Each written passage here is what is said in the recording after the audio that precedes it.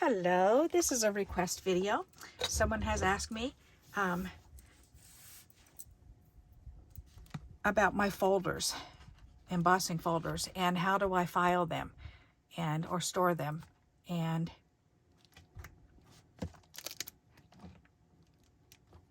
I don't know, I kind of chuckled when I got that question because I thought, if you could really see the way I file them.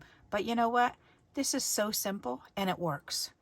So I literally have a clear plastic shoebox, and I just put them in here in order of what they're named.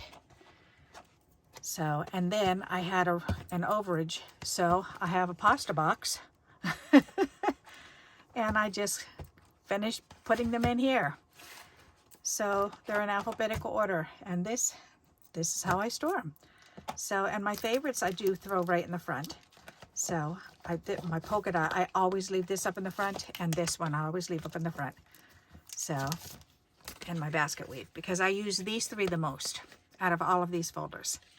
So I don't put these ones in alphabetical order. I just make sure I stick them up front. So recently I just got these two through the company called Temu, and the stitching one, I love it. It is so cool. So, and then polka dots, or it looks like snow or something. I haven't used this one yet, but this one really, it worked very well. I was very impressed with the workmanship of them. They're very sturdy. I'm impressed. Alrighty. And a lot of these, a friend of mine has shared with me. Oh, there's the other basket weave one. That's the little small one.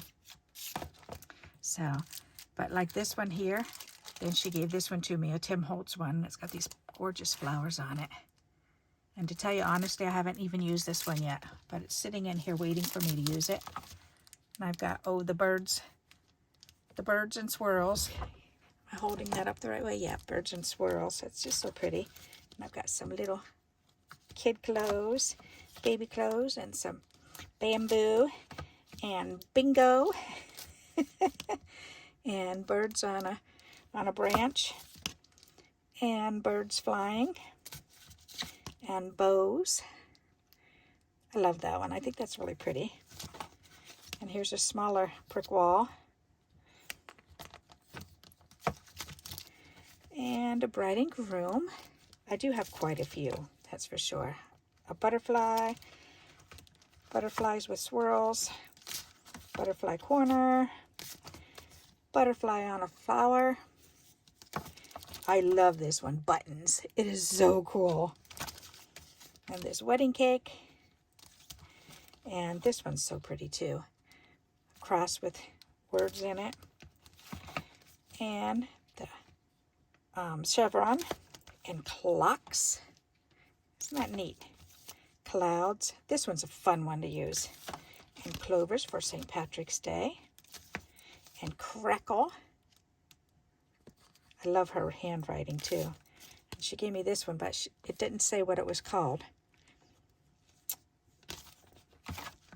This one, I just call this one it reminds me of mermaids. So, oh, this one's really cool to do on like silver or black or blue, because it looks metallic. It makes it look like metal. And this one too. This one makes it look like metal. Oh, what else is in here? Oh, the dogs. That is so cute. So there's dogs and a doily and dominoes. That was a fun one. And I love this dressmaker one. The dress stands. That's so fun. All right, and doily edges and another doily edge or lace edge and doilies and a heart doily. And then this one, I use this one quite often too, the little tiny flowers. They're so pretty. Alrighty, what else do I have in here?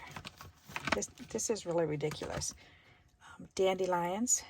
That was for my friend too. She gave me this one. Dutch tulip. That is so pretty. She used to use that one quite a bit. And this is so weird. Just little dots. They look like fish eyes to me. And then big dots That looks like that poppy, the plastic poppy stuff that goes in packaging. And this one's pretty cool looking too. This one I bought. These eyes, aren't they funny? Just eyeballs and ornaments. And the ones that I found, like these ones, these Doris ones, I only spent $2 on them. So because I got them through, oh, and the doggy footprints. I got that one for like $2. Because otherwise I would never buy them because they're just too expensive. This one came from a magazine. Yeah, the card making paper craft. So, and I wrote my sandwich on the back, so I know to use the 2 brown cardboard shims and the C plate. So that way I know. And I do have a few of these skinny ones in here, long skinny ones. My friend gave me one. Oh, she gave me this one. My friend gave me this one, the butterfly one. Isn't that pretty? Because she had gotten 2 of them on clearance or at a yard sale or something. And then this one's just a side lacy one. And this one's just the floral twine. So little flowers and stuff. You have to have a pretty big machine to use that, or you just, well, when you use a card fronts this size, so I can just put it on there and just run it through.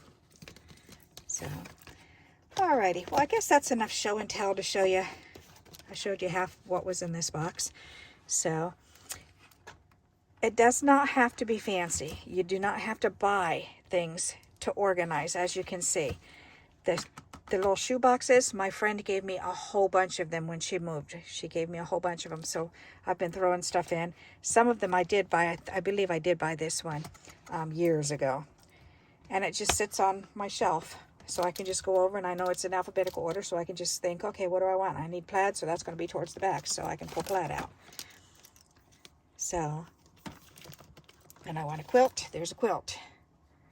So that's really neat. But I think for me, that's the best way to organize, is to be able to see them like this, and I can grab them and put them right in. And what I do is, if I'm going to take this one, then I take this long skinny one and I put it here, and then I pull this one out. That way I know when I'm done, I can just come over and just throw it right back in here. And that's what I use the big tall ones for, is to separate them. So sometimes I'll use them, but for actual embossing folders. So anyways, I hope you do like this idea and you'll give it a try. And until we meet again, happy crafting. Bye-bye.